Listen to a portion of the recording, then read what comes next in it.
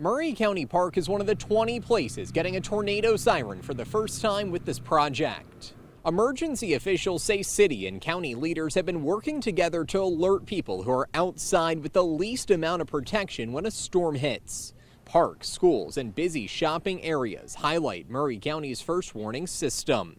Crews are going to work over the next 4 to 6 weeks to get all of the tornado sirens installed. Have like a bag ready and stuff in your safe spot, so when it does happen, you can go there, run there quickly, and the sirens will help a lot prep ahead for it.